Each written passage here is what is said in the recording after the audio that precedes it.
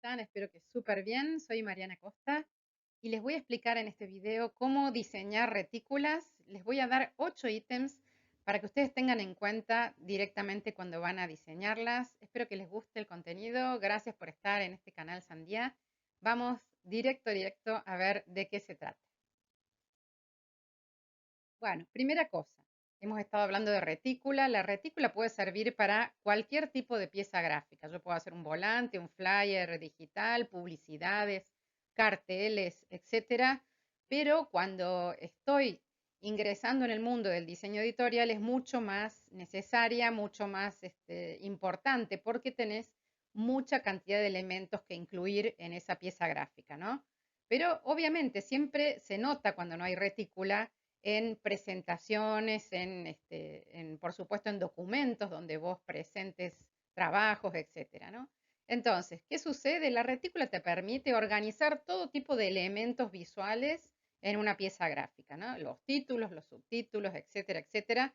Y también, por supuesto, todo tipo de imágenes, ¿no? De toda clase. Así que cuando vos tenés una gran variedad de elementos, evidentemente vas a necesitar una retícula para que puedas trabajar mejor, para que puedas realmente ordenar y permitir que el usuario lea mejor, ¿no?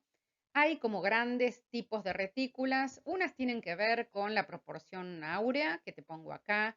La numeración de Fibonacci también se puede tener en cuenta. Esos son tipos de retículas más clásicas. Yo te hice un video sobre tipos de retículas y te puedes fijar, estamos hablando de retículas que suponen lectura de gran cantidad de textos, pero también existen las retículas con medidas aleatorias, que sobre esas vamos a hablar hoy, proporcionadas, ¿no? Y según el material y el formato que vos tengas que trabajar. Así que esto como noción general de cuando usamos las retículas, las usamos como una estructura, como una grilla contenedora, como una grid, como una rejilla, como quieras decirle vos, de eso se trata, de la estructura de una pieza gráfica. Bueno, vimos en el video anterior los componentes de una retícula. No te olvides, trata de ver los videos en orden y si no, rebobina y fíjate, acá yo te pongo qué compone una retícula y qué tipos de retículas existen. Fíjate si querés mirar el video anterior para poder ir armando todo tu conocimiento sobre retículas de la manera mejor que puedas. Bueno, vamos ahora con estos 8 ítems que yo te traigo sobre cómo diseñar retículas, cómo construir las retículas y eventualmente también cómo seleccionar retículas. Pero si vos vas a construir tu propia retícula, que es una cosa súper sana y súper buena para tu pieza editorial o para tu pieza gráfica, ten en cuenta estos 8 pasos. La primera cosa, definí el tipo de pieza gráfica y el formato. Definí la cantidad y el tipo de información y de elementos que tienen que ir en esa pieza gráfica, ¿no? Si no tenés ese dato bien, porque se trata, por ejemplo, de una revista, sí podés ir sabiendo el tipo de imágenes, el tipo de textos que se van a publicar. Por ejemplo, por ahí no los tengas todos en el primer momento, pero tenés una idea de qué tipo de publicación es. El punto número 3 es plantear un orden, una jerarquía de estos elementos a incluir. Vos tenés que saber qué es más importante, qué no, cómo mostrar esa información. Se te va a ir armando esta idea, pero no podés diseñar sin tener estos ítems definidos, ¿no? El número 4 es relevar piezas gráficas. Obviamente, en todo proceso de diseño vos tenés que relevar otras piezas gráficas que alguien hizo de un mismo género, de un mismo tipo, y fíjate bien, ya sean digitales o en papel, qué estilo tienen, cómo se trabajaron. Luego vamos directamente a hacer la retícula definiendo los márgenes. Después vamos a definir la tipografía. Hay que considerar si está disponible esa letra, si hay variables, si tiene distintas posibilidades la letra, si tiene un estilo acorde al tema que estás tratando, cómo son la legibilidad y la legibilidad de esa tipografía y tenés un video que te explica la diferencia y crear estilos tipográficos, ¿no? Eso sobre todo en el caso en el que trabajes en una pieza editorial que va a tener varios números. Después, determinar las columnas, los módulos y los marcadores. Estos elementos ya los conoces porque están en el video anterior. ¿Qué elementos son que forman parte de las retículas? Determinar los colores, por supuesto, para diseñar y también crear estilos. Entonces, con estos 8 pasos básicos, vos podés ir a pensar y a elaborar una retícula con más conciencia y vamos directamente a ver ejemplos de esto. Bueno, lo primero sería definir el formato, ¿no? Una vez que tenés el formato, ya en el vídeo de formato también hablamos de las medidas DIN y bueno, usualmente se utiliza, si va a ser en papel, un formato que tiene que ver con la posibilidad de impresión y con los costos y también, por supuesto, tenés que ir a ver esto que son los formatos de los tamaños de una web, etcétera, o de las redes sociales en donde vos vayas a publicar tu gráfica. O sea que lo primero, lo inicial es la temática y el formato. Cuando hablamos de formato, no te olvides, mira ese video completo, hablamos de piezas gráficas que son narrativas, o sea que tienen un formato alargado, ¿no? Que uno ve que tiene un ratio largo la pieza gráfica, o que son más bien descriptivas. Según el tipo de información que tengas que incluir, ya verás que elegís. Y bueno, y otra cosa que es central para definir las retículas son las proporciones de los blancos, y acá lo vamos a tomar al gran maestro Brockman en este libro que se llama Sistemas de Retículas, que está en español y también en portugués, que lo venimos usando y te lo vengo recomendando. Lo primero que hay que definir entonces para definir la caja general de la retícula son los márgenes. Vos no puedes desconocer los márgenes porque los márgenes son las órdenes que le vas a dar a todos los elementos para que se ordenen. Los márgenes organizan la composición visual, son los espacios que hay entre el contenido principal y el corte de la pieza gráfica o el aire que le vas a dejar alrededor si no corta y es digital. ¿Qué pasa con esos márgenes? Esos márgenes son, como te digo, el aire, garantizan la separación del contexto de lo que vos querés mostrar. Necesitas que se separe del resto, ¿no? Del resto del campo visual, tu pieza gráfica. Por lo tanto, los márgenes son súper necesarios.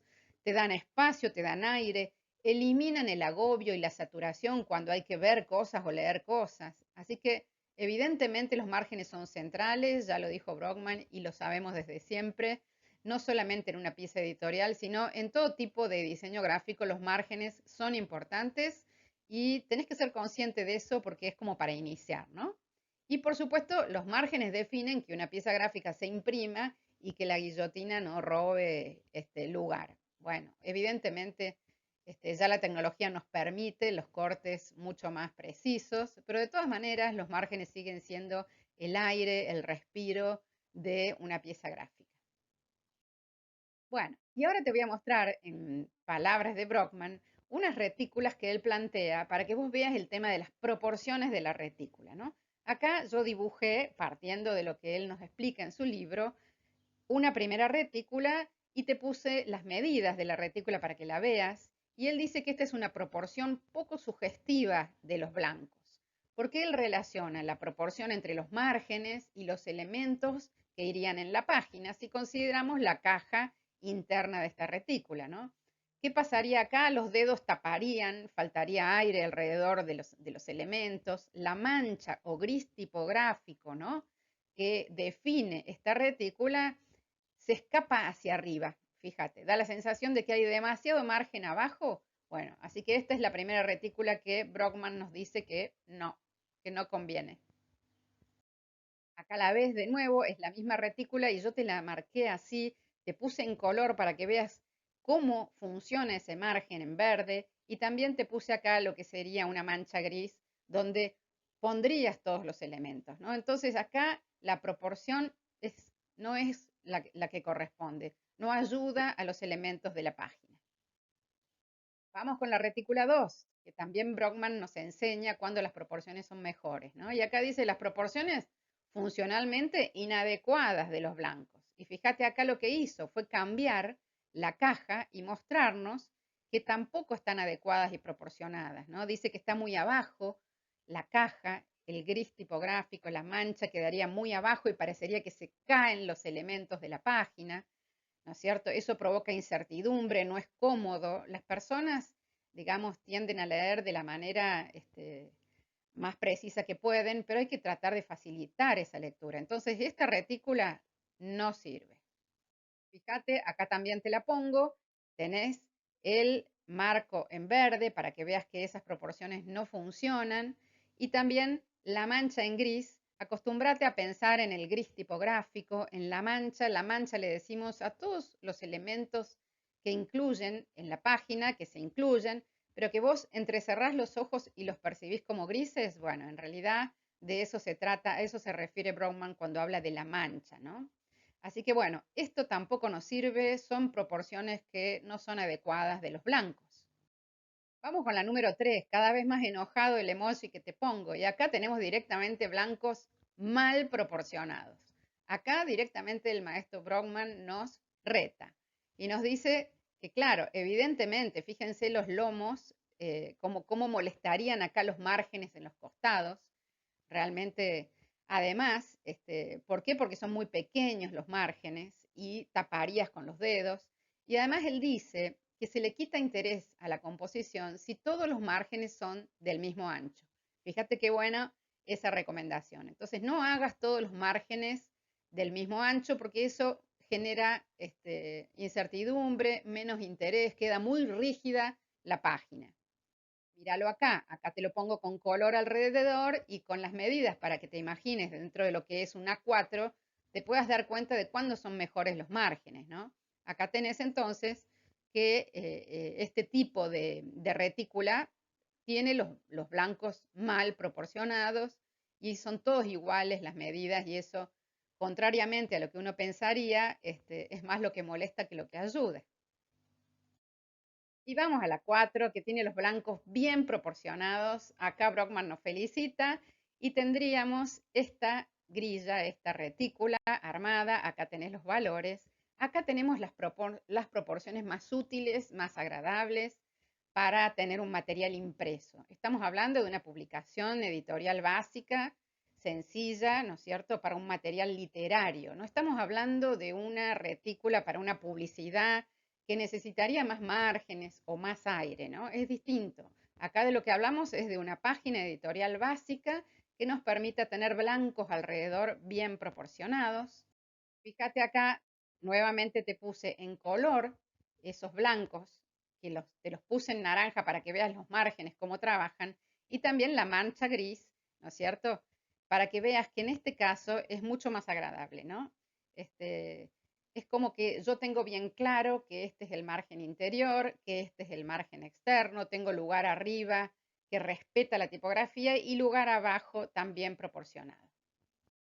Bueno, acá tenés las 4 retículas que nos propone Brockman para que las tengas juntas y las observes y te fijes por qué dice Brockman que una está mejor que la otra, ¿no? Entonces, si tenemos esto, si tenemos estos conocimientos ya pensados por el maestro, tengámoslos en cuenta y una página 4 todo el mundo tiene, todo el mundo ha hecho un documento para entregar un trabajo, para lo que fuera, que debería respetar los márgenes más cómodos y a partir de allí trazar la caja y la retícula. Bueno, acá te pido que te suscribas, que te sumes al canal, que nos ayudes a continuar como puedas. Súmate como miembro, etcétera. Te dejo todos los datos y seguimos porque ahora te voy a mostrar un ejemplo práctico que hice yo misma con esta retícula.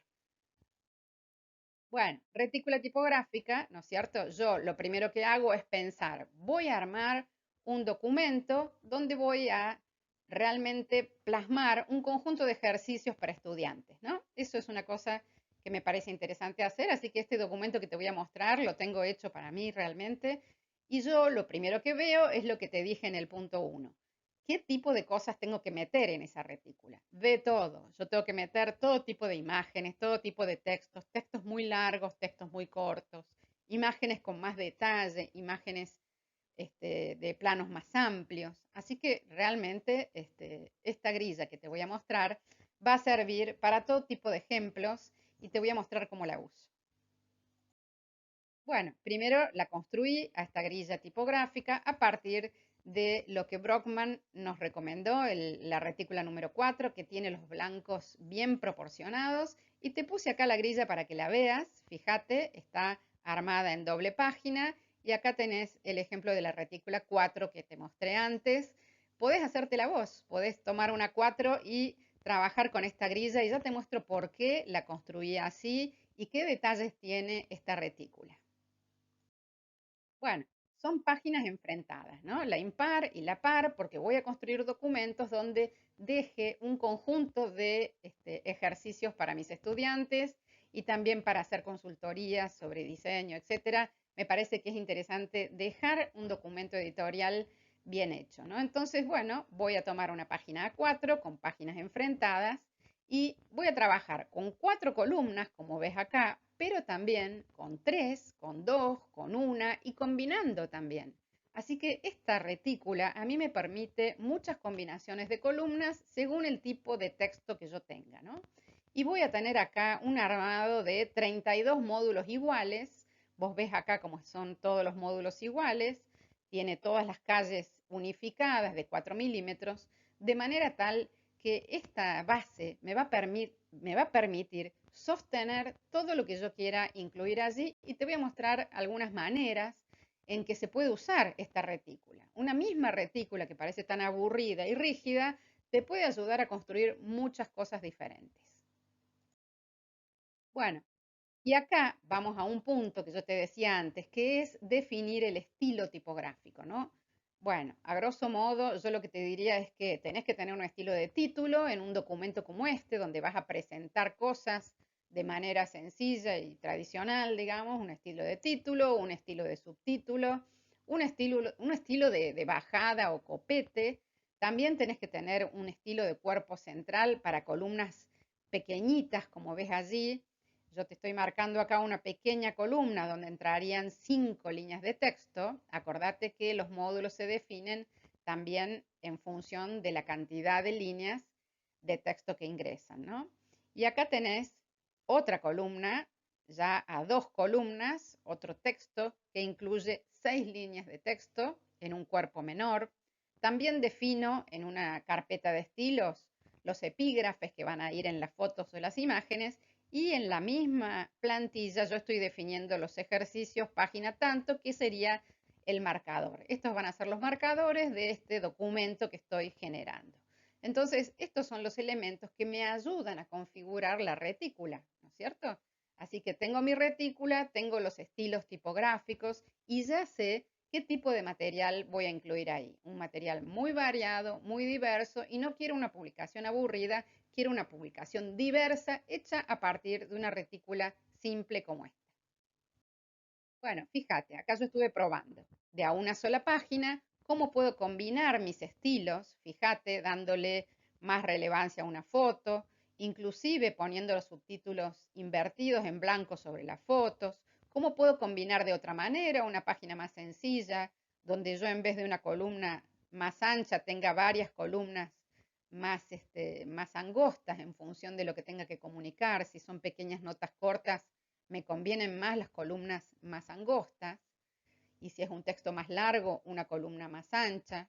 Todas esas cuestiones son las que tenés que tener en cuenta a la hora de usar la retícula. Acá tenés otro uso a doble página, donde le doy más relevancia a la foto, trabajo con un collage fotográfico, pero me mantengo dentro de la retícula como para que esta publicación sea ordenada y permita a los usuarios leer claramente. Fíjate otra manera, yo destaco los títulos porque también puedo darme libertades dentro de la retícula. La retícula no tiene que ser un corsé duro que te deprima, sino que tiene que ser un lugar en donde vos podés jugar y componer como un rompecabezas todos los elementos que tenés. Ahora, ten en cuenta siempre los blancos, ten en cuenta que dejás los blancos hacia afuera, que construís formas que no se sienten como desordenada, sino que construís como una especie de rompecabezas, ¿no? Con unidad visual dentro de tu retícula. Te voy dejando las retículas para que veas, ¿no? Acá yo dejé mucho blanco a propósito para que este texto tenga más espacio para ser leído y me di el lujo de separar el título, si total se va a leer. No hay obligación de que siempre el título funcione igual, de esta manera yo llamo la atención y creo otra manera de componer siempre con la misma retícula. Mira esta otra. Acá realmente ya estoy usando campos, ¿no? De 4 módulos cada uno, fíjate, porque tengo una variedad de fotografías que mostrar. Me doy el lujo de repetir la palabra invisibles, porque me gusta cómo juega de manera invertida sobre la imagen. Y también trabajo con una pequeña columnita. quiere decir que fíjate las cantidades de opciones que tenés con una misma retícula. No te sientas aprisionado o aprisionada con una retícula. Una retícula es un espacio de libertad para componer.